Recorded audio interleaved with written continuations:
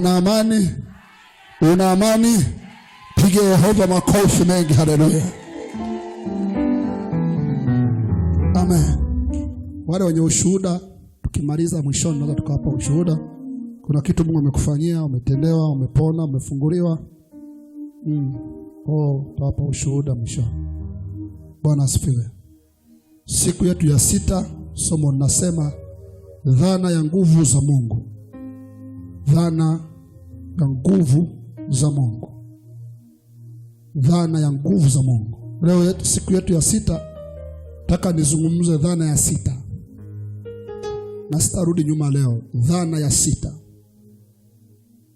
Ongeza sauti kidogo tu.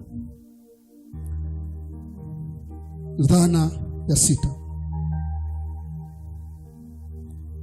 Dhana ya 6 ya nguvu za Mungu. Dhana ya 6 inasema ni nguvu za kushindana.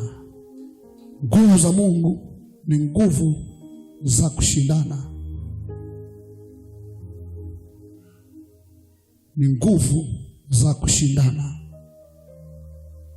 Dhana ya 6 inasema nguvu za Mungu ni nguvu za kushindana, au nguvu za kiushindani, zinashindana.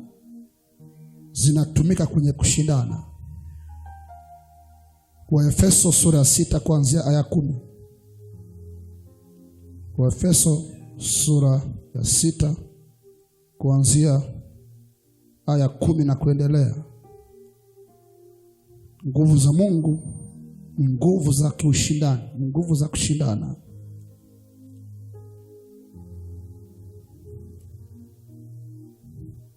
Waefeso 6 kuanzia aya 10 tutaenda mpaka aya 18. Nitasoma kwa kurukaruka.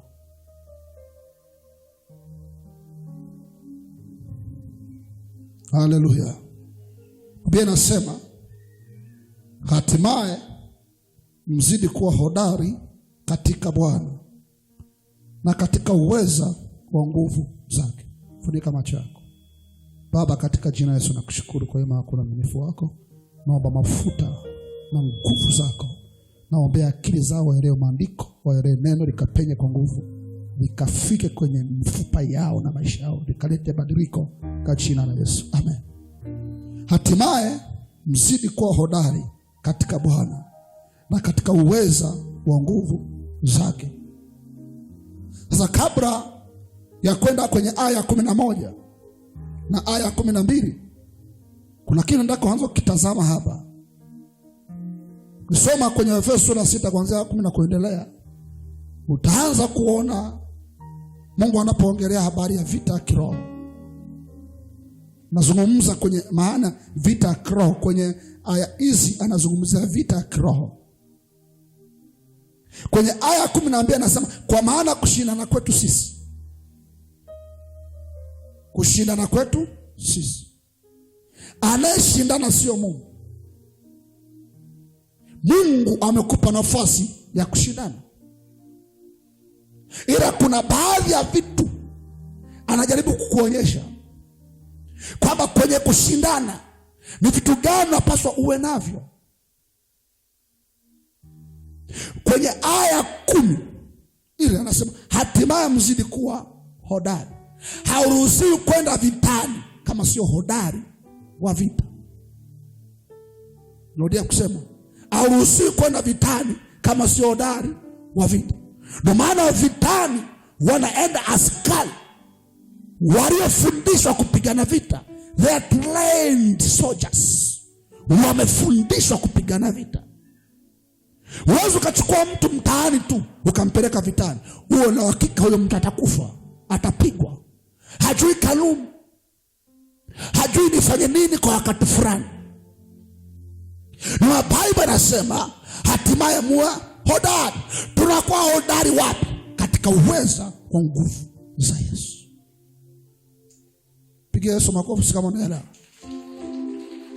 Kwa uhodari wa Mkristo, kuwa askari vitani, kigezo mojawapo ni kuwa na nguvu za Mungu. Anasema katika uweza wa nguvu zake. The mighty power. Nguvu juu ya nguvu. Kama mnakumbuka Maanake uruhusiwi kwenda vitani kiroho kama huna nguvu za Mungu. Ndio maana nguvu za Mungu zinahusika ndani ya mwanadamu kumpa ushujaa na uhodari wa kuwa na mapambano, alafu aje awe mshindi. Kwa sababu nisikilize, hapa duniani tumekaa kimapambano, na bahati mbaya hakuna kukupambania. Kila mtu anapaswa pambane. Kuna mahali ambapo lazima upambane ushinde ili uweze kwenda mbele. Nitaonyesha mbele. Hakuna maisha rahisi. Hakuna vitu rahisi. Hata wewe ulipo leo kuna mahali umeshindana ukapita. Maisha ya mwanadamu yamejaa ushindani. Paulo anasema kushindana kwetu, maana kuwa na hakika kwamba Mkristo maisha yake ya kushindana. Na kigezo moja hapo cha kusababisha ushinde ni kuwa na nguvu za Mungu. Sababu nguvu za Mungu zinakufanya uwe nini? Hodari. Sasa utakuja uanze kuniuliza akasema, mtumishi, mbona kuna aya 11 inasema vaeni silaha zote za Mungu? Mnisikilize. Silaha za Mungu nitakufundisha hapa haraka. Kuvaa silaha za Mungu ni muhimu. Ila silaha za Mungu bila kuwa na nguvu za Mungu ni silaha dhaifu. Arudie sentensi. Kuvaa silaha za Mungu bila nguvu za Mungu ni silaha dhaifu. Sasa angalia, anasema vaeni silaha zote za Mungu mpate kuweza kufanya nini? Kupinga hila za nani? Za shetani. Kwa maana kushindana kwetu si juu ya damu na nyama, bali juu ya falme, mamlaka, wakuu wa giza hili na majeshi ya pepo wabaya. Hapa anazungumza baadhi ya vitu ambavyo Kristo anashindana navyo kwenye ulimwengu wa roho. Anazungumza jeshi la pepo wabaya. Kwenye ulimwengu wa roho kuna jeshi la mapepo. Hiyo ni ranki, ni kiwango kidogo cha mamlaka ya kiroho ya giza. Mapepo ni kiwango kidogo cha mamlaka, sio kama tunaelewa. Alafu anasema ukitoka hapo unakuja falme na nini? Mamlaka. Falme mamlaka hapa nazungumzia utawala wa shetani. Urais wa shetani, kingdom, ufalme wa shetani. Alafu na madhara anasema wakuu wa giza. Maana yake waganga, wachawi wapo kwenye rank ya wakuu wa giza, ambao wao wanapata nguvu kutokea kwenye falme na nini? Mamlaka, kiti cha enzi. Mamlaka zinawapa nguvu wakuu wa giza, alafu wanatumia mapepo kwenda kwa watu. Anasema hivi ndivyo ambavyo vinakwamisha maisha ya watu sana. Watu wengi maisha yao yanakwama kwa sababu ya hizi vitu vitatu: wakuu wa giza, mapepo na falme mamlaka. Watu wengi wamekwamia hapo, na huwezi kutoka kirahisi mpaka ujifunze kushindana. Sasa anasema vaeni silaha. Silaha gani? Sina haja kuzitaja, lakini haraka haraka ziko silaha kama 6 za kiroho. Maanake lazima uwe na silaha kwenye ulimwengu wa nini? Hizi silaha 5 ni silaha za kukulinda. Andika, silaha 5 ni silaha za kukulinda. Nikupe shule kidogo kabla ya kuhubiri hapa. Anasema kwa sababu twaeni silaha zote za Mungu muweze kushindana siku ya nini? Ya uovu. Nini maana ya siku ya uovu? Siku ya uovu ni siku ambayo shetani amepanga kukumaliza au kukushambulia. Siku ya uovu ni siku iliyopangwa. Ndio maana shetani hakurupuki. Usio kafikiri shetani yuko nawe kila siku. Kuna wakati anakuacha. Anapanga. Ndio maana unaweza kusafiri mwaka mzima, mwaka kesho kapata ajali. Sio kama siku nyingine hakuwepo, alikuwepo. Ila huwa na siku ya uovu. Ana planned day. Ana siku aliyoipanga. Ndio maana ile kwamba jana ulivuka bahari haimaanishi leo utavuka bahari. Ile kwamba umesafiri vizuri kwenda mjini haimaanishi leo utasafiri kwenda. Kwa sababu unawezekana umesafiri leo, sio siku ya uovu. Sasa bahati mbaya amepanga mwezi ujao tarehe fulani saa ngapi niingie. The Bible inasema kushindana siku ya uovu. Watu wanajipa moyo wanasema, mbona mimi naendaga? Mbona mimi nafanyaga biashara? Mbona unaweza ukawa tajiri mpaka ukawa bilionea. Shetani anakugusa mahali ambapo unaongezeka. Unashuka unakuwa zero. Unajiuliza alikuwego wapi? Sio alikuwa anafanya kazi kwa mipango. Siku ya uovu, siku iliyopangwa. Hapo ndipo watu kwenye ndoto wanapigwa magonjwa, wanavamiwa. Unaweza ukashagua na biashara labda ya fedha pale, siku majambazi wanakuja. Ni nini? Mwizi haji hivi, anapanga mipango. Mwizi anakulia target. Anazunguka na jua unapokaa, mahali ulipo, kwa anajaribu kutafuta siku ambayo atakuja. Shetani anaingiaga watu wako na amani, wamefurahi. Wakati wa amani ndio anafanya nini? Anaingia. Ndio maana Bible inasema toeni silaha. Kwa nini? Kwa sababu siku akija hata bila kujua hakutaona silaha. Ndio sio. Kwa mjibu wa Mungu hauna muda wa kujiandaa. Hauna muda wa kujiandaa. Kila wakati uwe tayari. Uwe askari aliye tayari. Vaeni silaha. Maana nikija asubuhi umevaa, nikija mchana umevaa, nikija jioni umevaa, nikija, kwa sababu shetani ana target. Akitarget akute muda wote uko sawa. Sasa kuna watu hapa mko sawa wakati wa semina. Semina ikiisha hauko sawa. Piga Yesu makofi wewe. Mnisikilize. Kuna mtu mmoja anaitwa Elia, alikuwa sawa wakati anapigana na bahari na miungu. Kesho na kesho baada ya kuwapiga hakuwa hajavaa silaha. Anaanza kulia, baba, mimi sio bora kuliko walionitangulia. Nife. Unaenda wapi? Kwa nini? Kwa mjibu wa Biblia hakuna sehemu ya kujiandaa. Muda wote Biblia inasema uwe tayari. Kwa nini? Kwa sababu Yesu amekupa silaha 5 ya kuonyesha, ambazo hizo ni silaha za kujilinda, sio za kushambulia. Kwa nini kujilinda? Kwamba muda wote anapokuja akute uko sawa. Akitupa mshale sawa, akiroga sawa, akitupa pepo sawa, akifanya chochote sawa. Anarudi anasema huyu jamaa simuwezi. Nikienda nyumbani kwake nakuta moto. Nikienda hapa nakuta nimemtegeshea hospitali yuko sawa. Nimemtegetea sokoni yuko sawa. Yuko amesafiri kwenda Njombe yuko sawa. Shetani anashindwa. Na hiyo ndio ushindi wako. Kila wakati uwe sawa sawa, uwe tayari. Kila wakati uwe umefurika nguvu. Biblia inasema watumishi wa Mungu kwenye Matendo ya Mitume, kila mtu anasema hali amejaa Roho Mtakatifu. Hali amejaa Paulo, hali amejaa Roho Mtakatifu. Maana muda wote nguvu za Bwana zilikuwa zimefurika ndani yao. Wewe unasubiria semina ndio nguvu zifurike? Hapana. Ukiwa kanisani nguvu unazo. Ukiwa kwenye sherehe uko na kiduku na kimini, uko hivi, nguvu zilishapotea zote. Alafu anakuja anategeshea kabisa. Kwenye sherehe ndipo umejichafua, ndipo umejichanganya, papo mshale. Ukirudi na kusema mchungaji, wapi umekutana hawa mapepo huko? Kwa fulani silaha zote. Hajasema vaa silaha kanisani. Vaa silaha nyumbani, vaa silaha kanisani.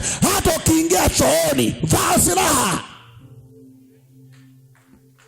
Piga Yesu makofi. Ndio maana watu wengi wanaweza kuwa salama. Chooni ni mlango, hakutana na mapepo pale.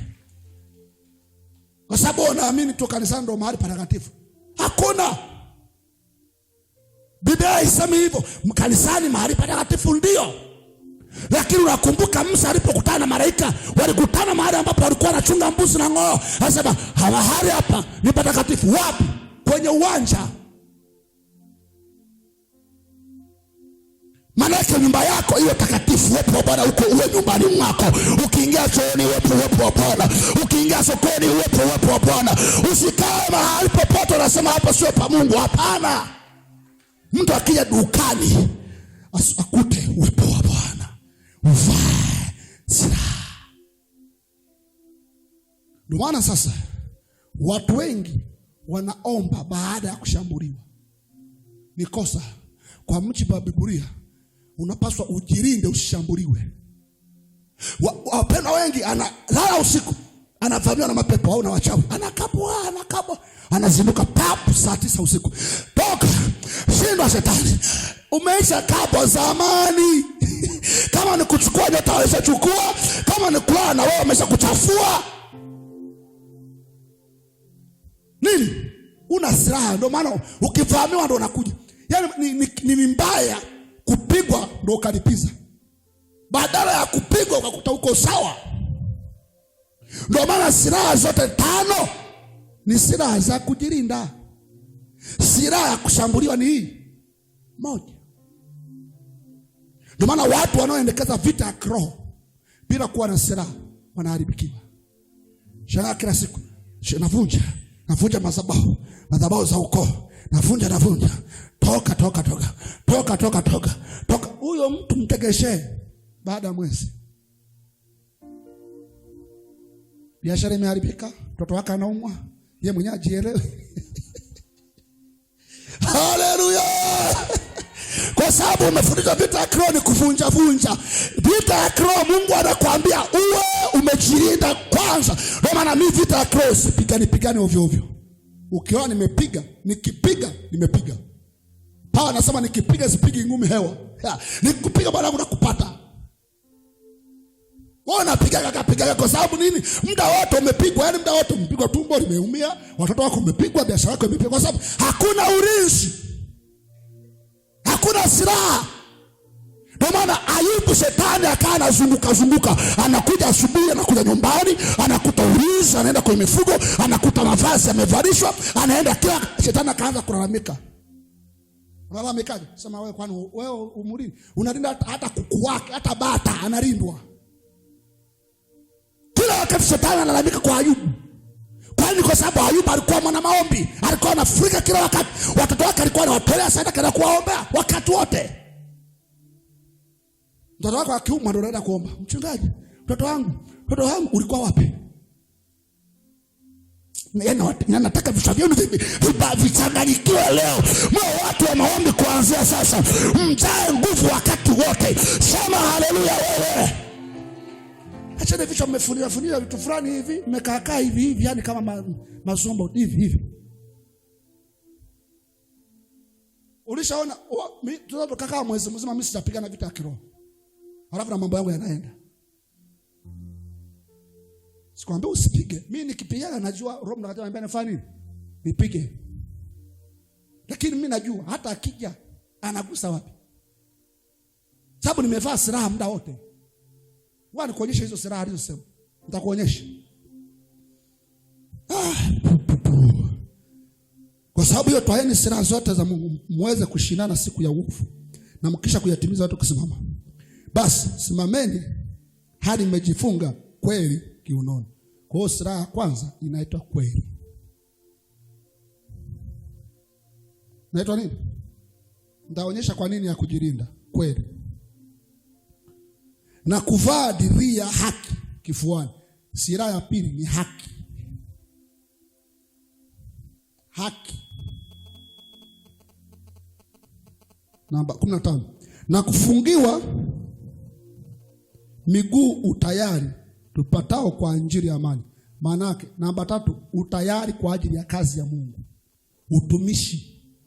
Kuwa mwepesi wa kutumika. Kumtumikia Mungu ni ulinzi, ni silaha. Andika namba 3.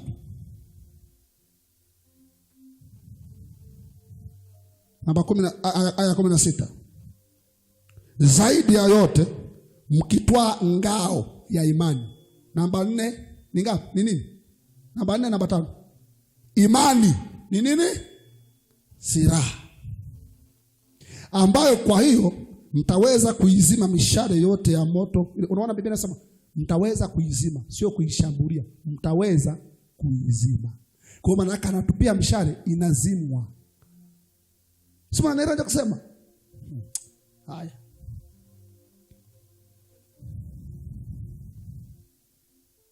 Haya, namba 17. Tena ipokeeni chapeo ya wokovu. Hiyo ni silaha ngapi? Namba 1, namba 2, 3 ngapi? Tuko namba ngapi? 5. Namba 6 andika. Ziko silaha 7. Namba 6 wokovu. Wokovu. Ni ya 5 Okay. Ya namba 5 wokovu, salvation. Alafu hii namba 6 itenge peke yake. Namba 6 upanga wa roho ambao neno la Mungu. Neno la Mungu. Kwa hiyo kwenye ulimwengu wa roho Mungu amekupa upanga mmoja tu. Hiyo ndio silaha ya kushambulia peke yake. Ziko silaha ngapi hizo? Sasa silaha ya kwanza mpaka ya 5 zote za kujilinda. Okay.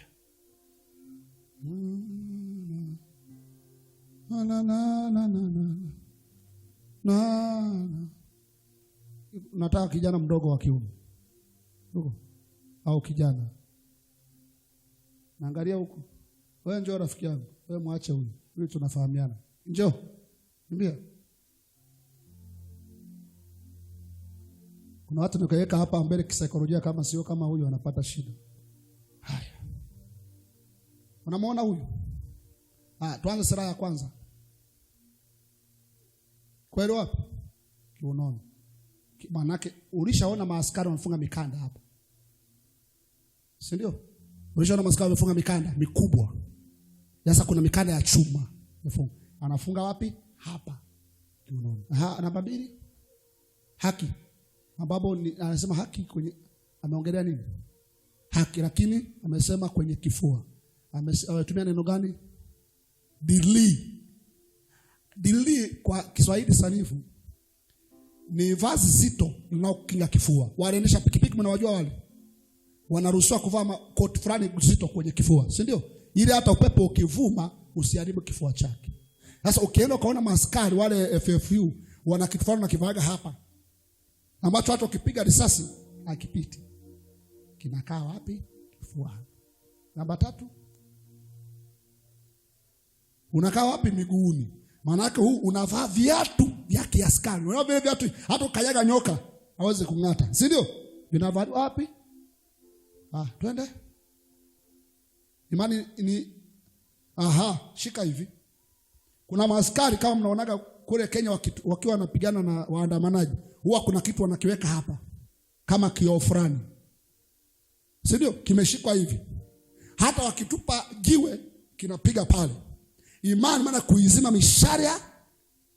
Kwa hii ameshikilia. Hii ni imani. Hiyo ndo ukitupia mshale unagonga hapo, unafanya nini? Unadondoka. Twende. Shika wewe. Wokovu umevaliwa wapi? Na kitu amesema. Yana anasema alafu anaongelea wokovu ni nini amesema? Sio helmet kweli? Chapeo jamani, chapeo ndo maana chapeo ni kofia. Unajua helmet ni nini? Wale maaskari wanavaa kofia fulani nzito. Anabakiza tu macho fulani hivi. Ni nini? Sasa angalia. Kuanzia hapa juu mpaka kwenye viatu ni kwa ajili tu ukimshambulia asidhurike mwili. Tuko sawa? Pigia soma kwa sababu unanielewa. Yaani kuanzia juu maana yake ni mtu amevaa ili akishambuliwa awe salama. Sawa? Alafu soma namba 6 sasa. Upanga. Hivi unaweza ukashika upanga kujilinda au ni kukata? Manake kama unaweza kuona Biblia inasema manake upanga kazi yake ni Sema hivi. Sema hivi. Kwa hiyo unaona kwamba kwenye silaha zote 6 neno la Mungu ndo peke yake linaweza likashambulia. Pigia Yesu makofi. Peke yake. Ila hivi vitu vyote uwe sawa. Kwa hiyo unaweza kuona silaha zote za Mungu ni kwa ajili ya kujilinda. Pigia Yesu makofi. Kwa ili uwe mshindi kwenye ulimwengu wa roho uwe na silaha 5. Sasa sitaki kuzungumza kwa sababu nitapoteza muda. Yaani nikianza kuzungumza moja mpaka nyingine utashangaa. Lakini hizi zote ni za kuweka saa, sababu sio kila muda una nguvu ya kupambana. Wakati mwingine umelala. Sasa umelala, utasema vunja. Utavunjaje umelala? Sio maswala kwenye mimi unavunja hivi, navunja. Sasa umelala mwanangu. Unagoya. Akija kwenye ulimwengu wa roho, wewe umepiga zako usingizi kama mtoto mdogo una habari. Amepiga risasi, ameshindwa. Amepiga mishale, ameshindwa. Ameshambulia, ameshindwa. Unaamka asubuhi unasema asante Bwana Yesu. Wewe hujui kilichotokea. Sasa hizi silaha zote za kiroho, nguvu yake ipo kwenye nguvu za Mungu. Haya, angalia 18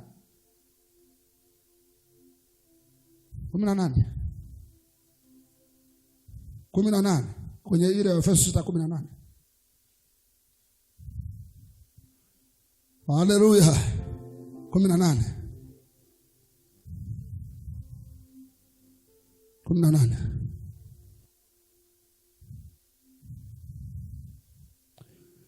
Alafu anasema kwa sala zote na maombi mkisali kila wakati katika roho. Kwa sala zote na maombi. Sasa wale ambao wanapelezaga Biblia, angalia aya 18, nyuma yake anasema roho ambao ni neno la Mungu, kaweka kidoti na koma. Unaona? Mbele ameongeza hiyo, maana yake nisikie. Haya yote yaliyopo juu yanategemea yaliyoko chini. Pigia Yesu makofi kama mnaelewa. Mnanisikia nikisema? Uandishi unaonyesha kwamba haya yote yaliyoko juu yanategemea yaliyoko.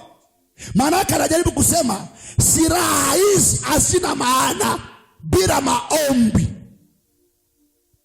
Maombi sio silaha. Nisikilize. Maombi sio silaha za kiroho. Ila maombi yanatibua nguvu za Mungu ili kuimarisha silaha za kiroho. Unaweza kuwa umevaa helmet nyepesi, ikapigwa jiwe ikafanya nini? Ikapasuka. Ila kwa kadri unainua nguvu za Mungu kwa njia nini? Ya maombi. Mkisali kila wakati katika roho. Kwa nini katika roho? Ili kutibua nguvu za Mungu ndani yako. Kwa hizi nguvu za Bwana kwa njia ya maombi zikiongezeka ndani yako, zinaifanya kofia iwe mwamba, zinaifanya na niwe mkanda kuwa mgumu, zinafanya hii dirii hapa kuwa ngumu. Hata akipiga risasi ya namna gani, atumie SMG, atumie silaha ya namna yoyote, kwa sababu silaha yako ni ngumu, haipenyeki kiwepesi. Kwa kazi ya nguvu za Bwana ni kuimarisha silaha za kiroho. Sasa maana kuna aina fulani. Mwanzo kusikiliza. Kuna watu ambao wana silaha za kiroho ila ni nyepesi. Ukikutana na kapepo ka kawaida unakashinda. Kwa sababu na kasiraha umejirinda. Ila kapepo liko kutana nako nguvu yake ni sababu anasema pepo ikishindwa anaenda kuita wenzake. Hata mchawa anajua. Akikushinda akiwa peke yake, anaenda kuitaka wenzake wapate kikosi. Kwa asubuhi mwezi uliopita ulijidai, nilimpiga yule. Alafu ameenda kuungana. Wewe umerizika na kasira kako. Kasira kako kepesi. Nguvu alionayo au silaha alionayo haina nguvu.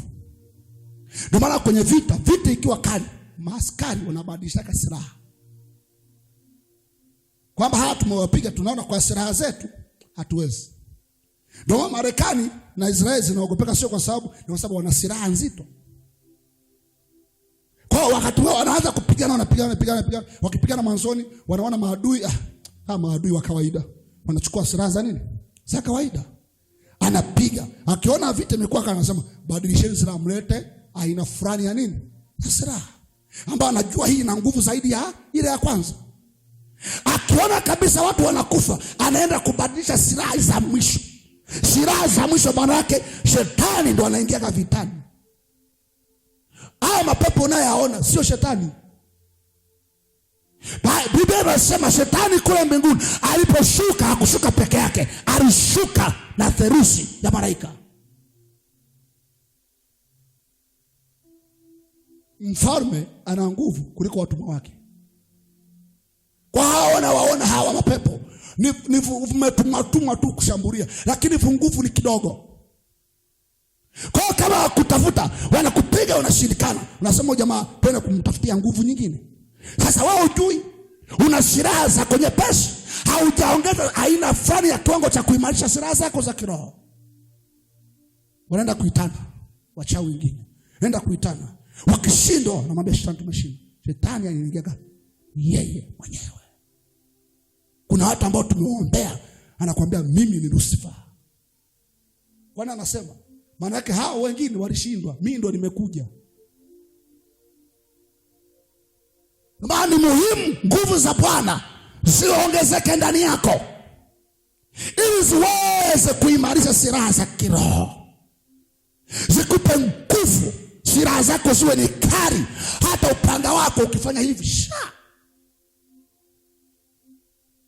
Wangapi mnanielewa? Kwa nini nasema haya? Nisikilize, kwa nini nasema haya? Unatakapoona huko mbele nitawaonyesha Mkristo bila kushindana utoboi maisha. Andika. Natoboaje maisha kiwepesi hivyo? Maana unatoboaje hivyo kiwepesi?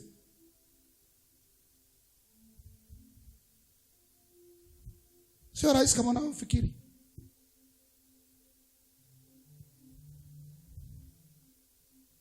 Halo? Mnisikilize. Hakuna kwenye Biblia mtu aliyekuwa mkuu bila kushindana. Hayupo. Narudia. Hakuna mtu kwenye Biblia aliyekuwa mtu mkuu bila kufanya. Nikupe kitu cha kuchekesha. Unaweza ukabarikiwa baraka zote na usizipate. Unaweza ukabarikiwa baraka zote na zisiwe. Unaweza ukaahidiwa ahadi zote za Biblia na zisiwe.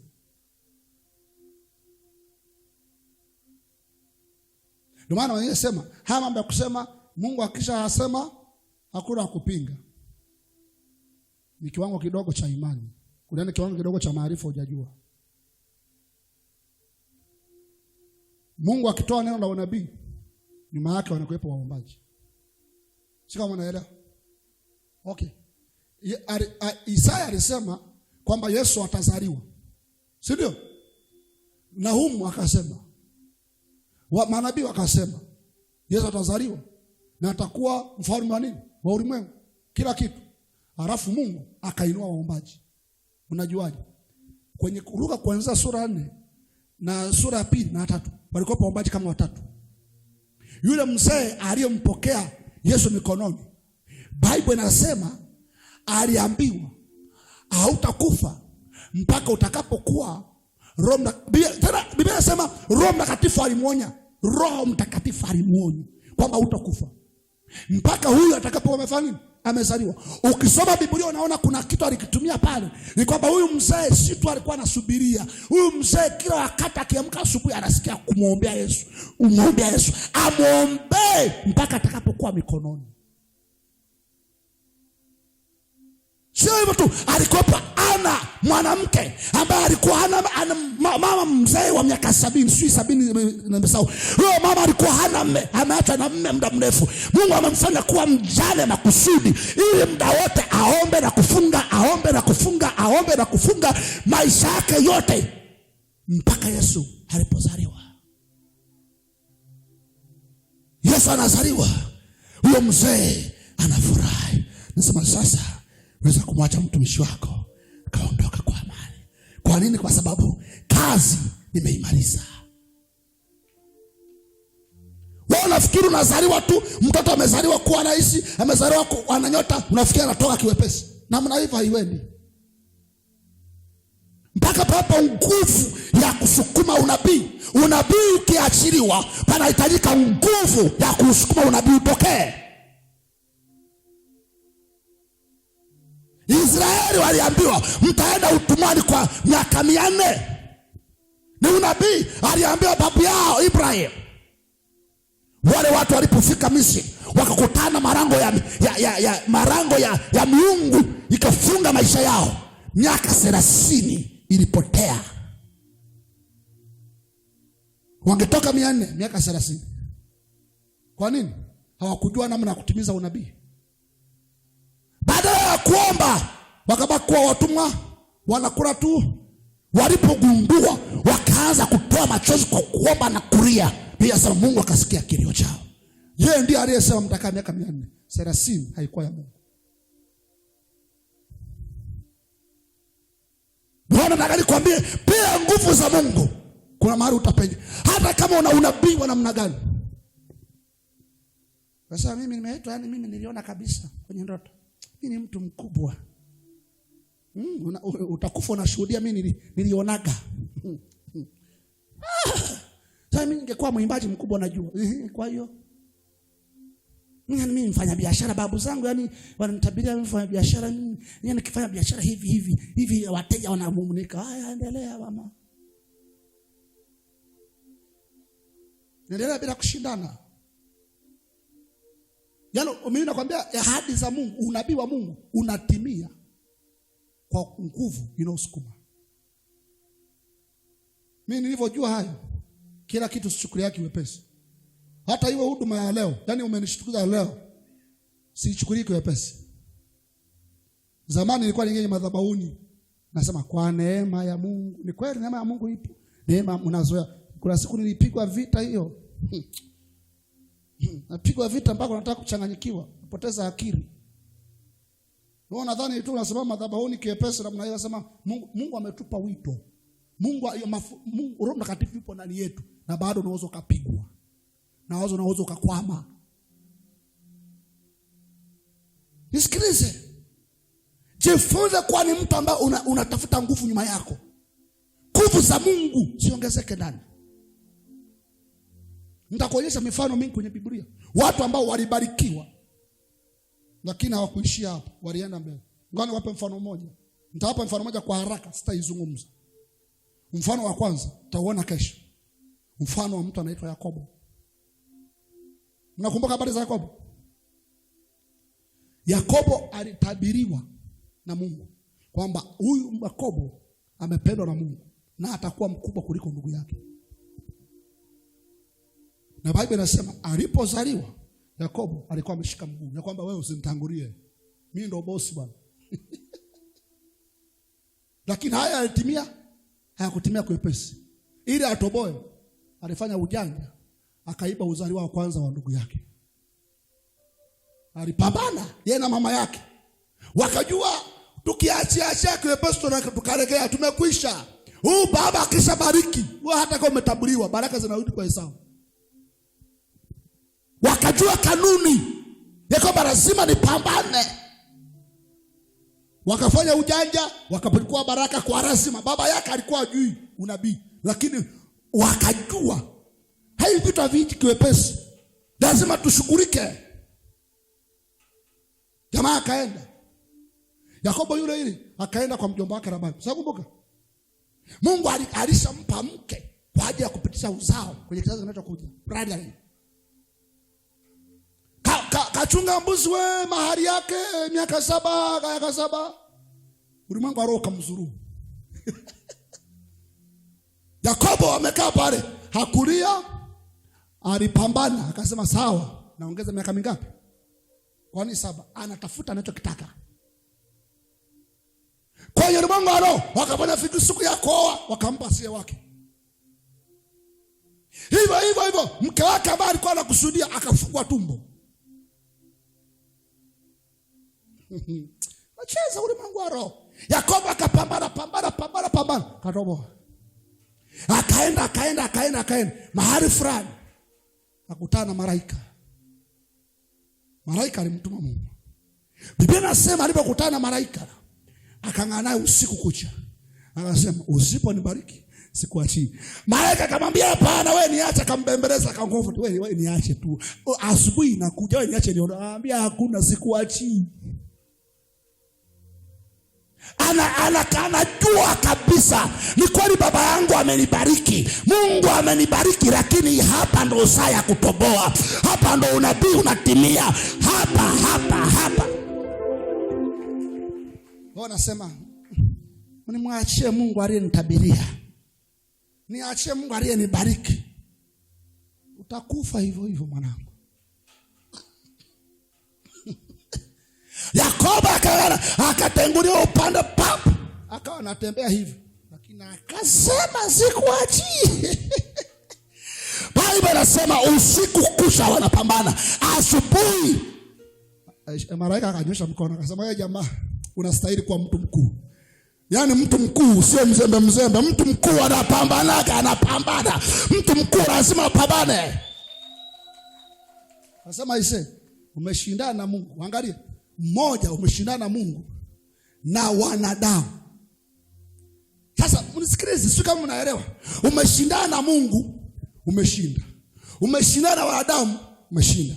Wanadamu alishindana nao sangapi? Kwa sababu pale alikuwa anashindana na Mungu. Wanadamu anarejea nyuma, Esau, Labani, watu wote. Kwa Mungu anajua, alitazama Yakobo, alimwekea mtego wa wanadamu kwenye kushindana. Akawashinda. Akasema mtego wa mwisho mimi mwenyewe nije nione. Na akashinda. Akasema kubariki, nitakubariki.